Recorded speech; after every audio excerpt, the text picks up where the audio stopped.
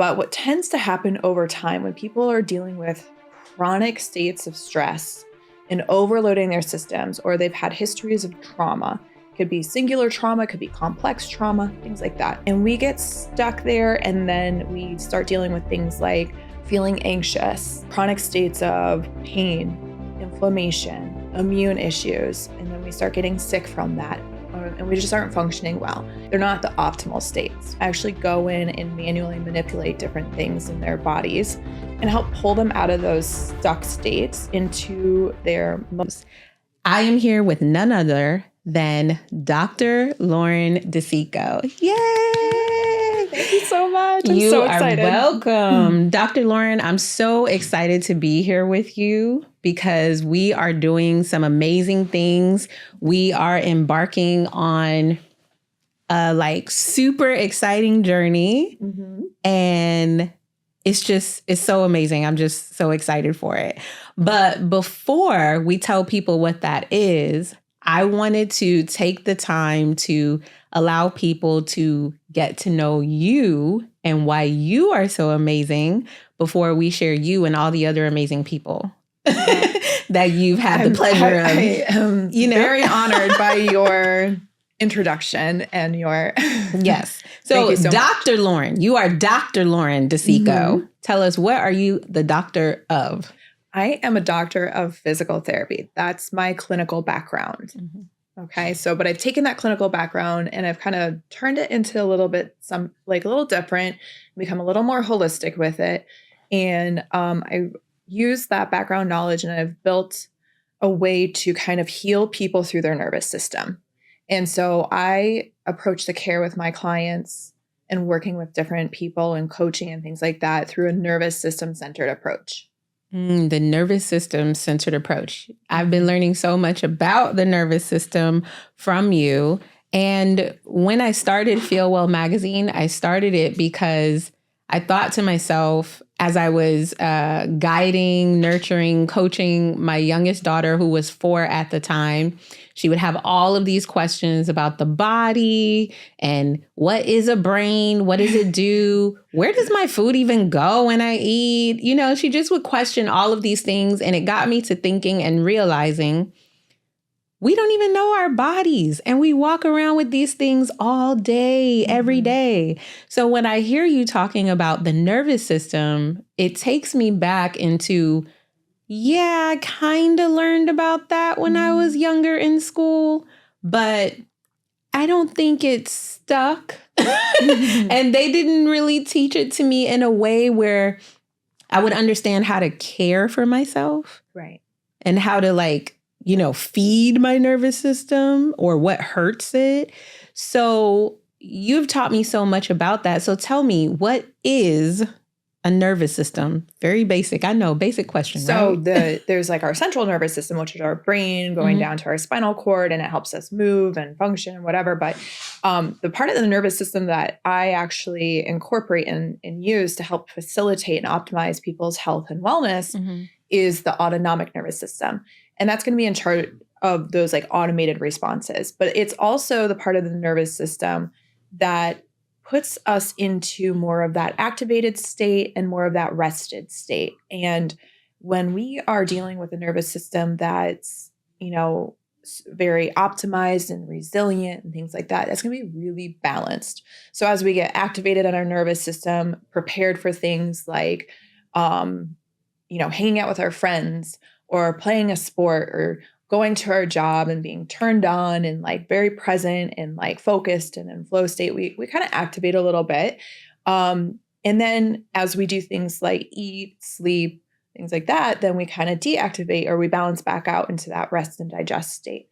But what tends to happen over time when people are dealing with chronic states of stress and overloading their systems, or they've had histories of trauma, could be singular trauma, could be complex trauma, things like that. We tend to get stuck in that overdrive state. So that sympathetic side, that fight or flight side, and we get stuck there. And then we start dealing with things like feeling anxious, chronic states of pain, inflammation, immune issues, and then we start getting sick from that, and we just aren't functioning well. And then if you've stayed in that fight or flight for too long, then we start going into the other side of it. We start going into too far of that rest and digest side, that parasympathetic shutdown side. And that's where you see people that are kind of just like not motivated. They get sick easily. They can't get out of bed. And those two things are excessive states of that autonomic nervous system. They're not the optimal states, right? So I really look to help people get out of that stuck state by doing some different techniques to their nervous system. I actually go in and manually manipulate different things in their bodies and help pull them out of those stuck states into their most centered, regulated state of their nervous system. And then I help teach them how to do that for themselves. That is really good. And what's poking out in my brain, when we have conversations, I'm always like, oh, this came up in my mind, is that in today's age, we talk a lot about depression and mental health. And I feel like when people are talking about depression these days, or when they're being told or educated that they might have depression, right? It kind of feels like there might not be any way out. Like it feels very stuck. I feel like they think that there's nowhere to go. I'm just depressed and I don't know how to go about it. Some people try therapy, right? And it works for some people, and for some people it doesn't work. Now, you said you can go in to the body and manually manipulate some things. Right. And so I'm just intrigued. What does that mean? So a lot of people that are dealing with these states that they don't actually have their own like internal resources to pull themselves out of it, right? So their internal resources are like their own nervous system's ability to balance back out and pull them out of that shutdown state and mobilize themselves out of that state. I become the external resource for them. And so I go in and I start to manipulate different portions of their body that give me direct access into that nervous system and pull them out of that state. So I go in and I manipulate around the vagus nerve. And then other things I do for them is I help them co-regulate with me. So my nervous system is always in a very regulated state when I work with people. And usually just getting next to somebody who's safe and regulated can help pull you out of that. So using that connection and then creating a very safe environment also helps to pull people into a little bit better state just naturally. So I work a lot of times with therapists. I have a handful of trauma therapists that refer clients to me where they're doing a lot of the top-down work with them, but this portion of your nervous system is very like primal and reflexive. So we don't have a lot of cognitive control over it sometimes. So even if you really help with the storyline of what's going on with your what you're feeling, you're not able to actually tell your body a different story. So by going in and reinstating sensory information that feels safe to the body, we are able to tell the brain it can like shut off that survival mode and that survival response. So I do more of that like bottom up approach with the mental health side of it as well. I really love that. I love the word you're using, like sensory. Sensory. It reminds me kind of like a software. I often think of the body as a computer, right? Much, and that right? you can put new things in. You can rewire it. I mean, we found out so much of how neuroplastic we actually are, and the ability, even as we've already aged, that we can go in and rewire new patterns and behaviors. And a lot of times our entire presence is dictated by our body's felt sense of an experience. So if you have information coming from your body up to your brain, that's how we're going to interpret everything. All right. So if that, we want to make sure, my job is to make sure that that information is very accurate and safe so that our brain doesn't keep telling a different story about what it's receiving. So you're very correct that we your body is like information processing all the time. But typically we're like very disconnected. The first issue that we typically see is people are very disconnected from their mind and their body. So they are having a hard time even grasping what those sensory information messages are being sent to their brain. So getting people back into their bodies is like number one. This is so good. I'm so glad you said that. Getting people back into their bodies. So when I first started meditating, I was in high school. I was like 15, probably. So way ahead of your time. Way ahead, right? I know. I started meditating around there. I tried yoga around the first time when I was like maybe 16 or 17. But when I first started meditating, I thought that meditation and yoga was about leaving my body, getting out of it and floating away somewhere, right? And I was very good at doing that. I could do it. Basically, like dissociating in a sense. Yes, and it was very peaceful. It brought me some zen. Right. Dissociation can actually be helpful sometimes because it allows that true rest for some people. But now where I am in my practice, and now what I hear to be more trending is that you want to get into your body. If you can get into your body, it's actually a healthier practice to, I don't know. What do you think about that? Like it's a healthier practice. And so I found myself, okay, let me get into this body.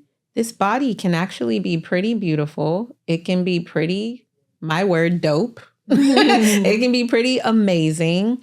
If you can connect to those pleasant sensations if I can connect to those pleasant sensations. And hardwire those pleasant sensory sensations. Yes. Yeah. And it has like a sort of guidance with it is what I'm feeling. But running away from myself, I think that right now in this society, we're looking to find the balance between leaving the body. Some people want to leave the body. And then other people are saying to ground yourself in the body. But I think there might be a power in the middle. What do you think? Well, I think what a lot of the avoidance of being in our bodies is there's a lot of unpleasant sensations with that. Especially if most of us have experienced histories of chronic stress, traumas, being way overloaded, or being in environments that don't actually serve us, being around people that don't serve us. And the actual, what's going to tell you that is what your body's feeling. But it's not a good feeling. I always wanted to run away to India. I thought I was going to go to India. Just like I thought I was going to go to India and I was just going to live in India. And all of a sudden you were going to feel different. But until you hardwire a different felt sensation there, you're not necessarily going to. But I mean, so what getting into your body is going to do for you is going to be your compass to what is really like in line with you, authentic to you. So if you're trying to live a life where you're truly living authentically and what you're here to do and all of those things, the only way you're going to really know that is what you can feel in your body, right? So getting back into your body is, when you first start that, is not going to be necessarily a pleasant sensation. It's going to probably feel like a little bit of a roller coaster ride, but allowing yourself to sit in that. And that will kind of give you a little bit more clarity of what needs to stay and what needs to go. It'll really help you be in tune when you're centered and when you're not centered. So if you're like regulated or dysregulated. And that's how I start to re-empower people, really, is like, yeah, I'm going to regulate you first, but how are you going to do this for yourself? The only way you're going to do it for yourself is to have the awareness of when you can feel that you're not regulated anymore. So I regulate you first so that you have a sensation in your system to anchor to. And that can be your compass of when you're getting away from that, right? Yeah. So yes, I think it's important to like find this medium of like being in my body, but then like translating that information to my head of where, like, what am I supposed to do with this information and having it be appropriate.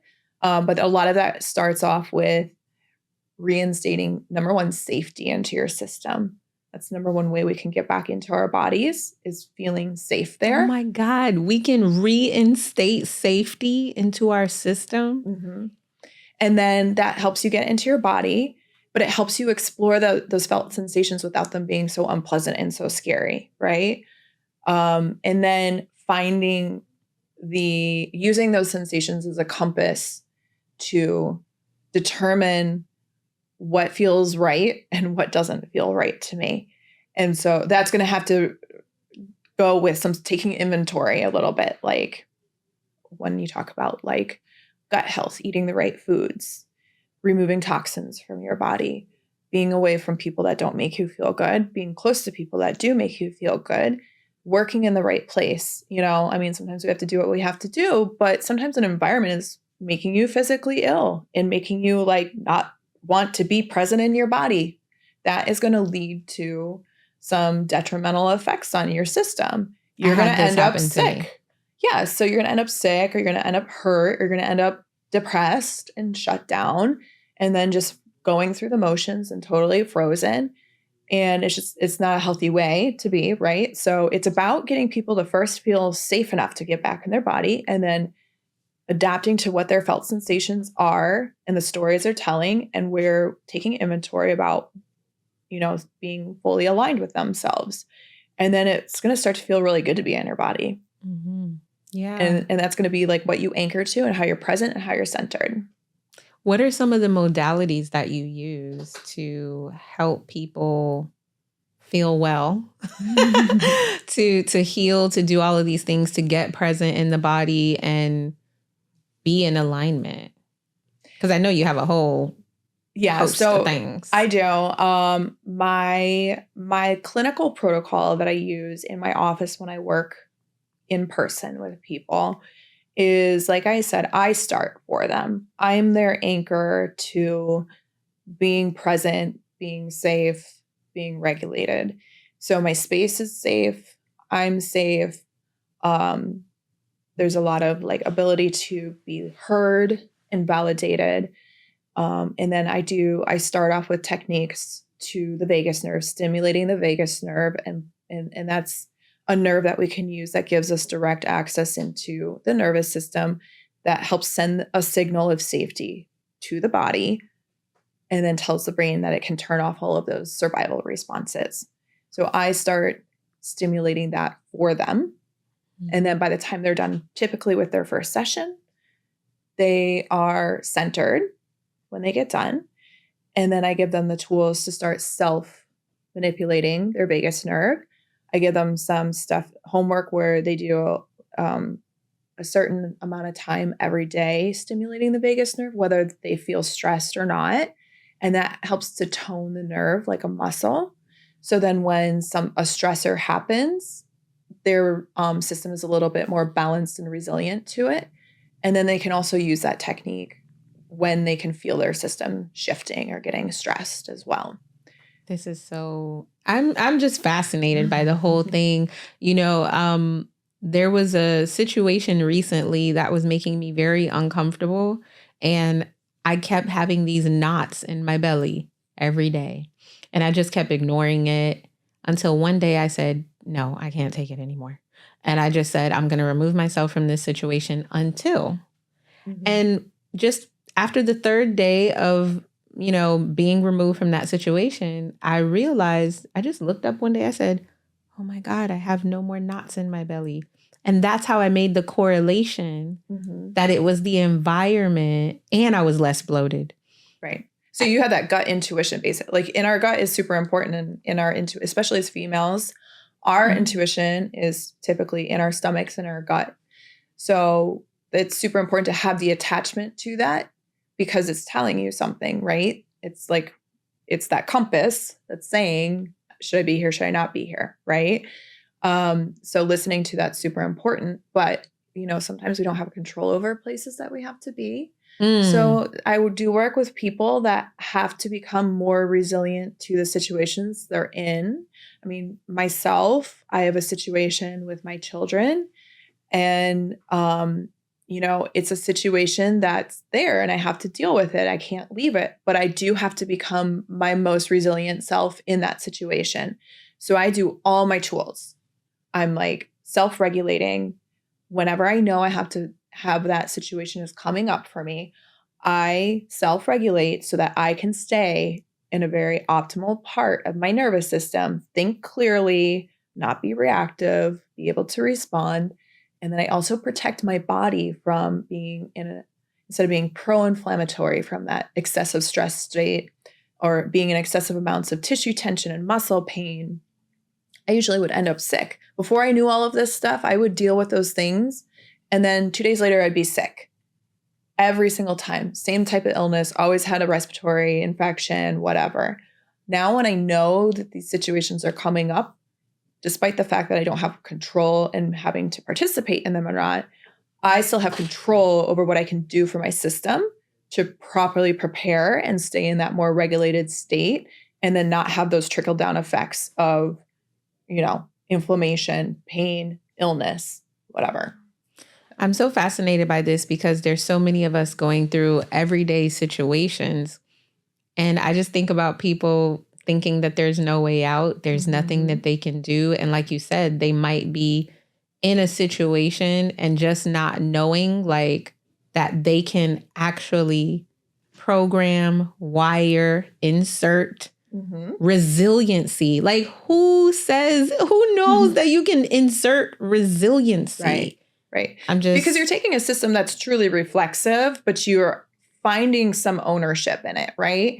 So although this is reflexive, I can still start to now that I've like attached to what the felt sensation is, I can say, oh, I'm getting dysregulated here, or this situation is triggering, or this environment is doing that thing to my body. And now I'm going to go do what I learned to my nervous system and pull myself out of that. So now I can face this challenge. I can be the driver of the bus now, right? I'm not getting dragged behind the bus anymore. I'm not owned by my nervous system. I'm owning the system. And now I'm in charge of what's happening here. And I can make better decisions and I can be more present and I can feel better as I still have to face those challenging things. Yeah, this is so good. And so, Dr. Lauren, you're just a wealth of information. Every time I talk to you, I never get bored. You just always give me new stuff to go research and go down my little nerdy rabbit hole with. And that is why I thought that it would be so perfect. And I'm so just floored by your acceptance that you decided to join us on the FeelWell Magazine team as the host of our very first podcast, the FeelWell Podcast. So exciting. Y'all see I got tears coming. It's so exciting. It couldn't have come at a better time. I think we sat and talked about some stuff and I was like, this is my vision. And you said your vision. And I was like, wow, we have the same vision. So this couldn't have been more perfect. So I'm so excited to be a part of it. I am so excited. So, ladies and gentlemen out there, I'm introducing you to the very first host of the FeelWell Podcast. We are ready to kick this thing off and make it phenomenal. What can people expect from you in this podcast, Dr. Lauren? So for me, this is a platform that's going to help to bring to the forefront what it really means to be well. And it's not all the little tools and tricks. It's about taking that deep look inside and doing the really deep root healing to optimize your health and your wellness. So I really want to use this platform to, be really authentic, give really good, solid information and knowledge, and give people the tools to start that healing journey for themselves, or if they're already on that journey, really optimize what they're doing with that and really revolutionize what wellness means for them. Yeah. Dr. Lauren, you just said something and you know how my brain works. So I want you to consider this, that the name of your programs that you're developing to help us heal should be Deep Root Healing. Okay. 3 words. Banger. All right. Deep root healing. I love it. This is phenomenal. Stay tuned. Look out for the podcast. Where should we start following you on social just so we can, besides FeelWell Magazine, so we can stay glued into everything you're doing? Because you educate a lot on social. I try to. Yeah. Mm-hmm. Yeah, I do try to the best I can. On Instagram, I'm usually on Instagram more than most of the other platforms. Mm-hmm. But Instagram and TikTok are the same. It's Dr.Lauren Decicco, DPT. And it's Decicco, Decicco, DPT. I also have a website. It's optimized-movement.com. And if you're looking for some basic get started on your nervous system, using your nervous system to help heal yourself journey, I have a workbook, an educational workbook guide that I just put out. It's on my website as well. And that's optimized-movement.com/heal yourself. Awesome. Thank you so much, Dr. Lauren. I'm looking forward to all your juicy interviews, and this is going to be great. Amazing. Woo! All right. That's a wrap.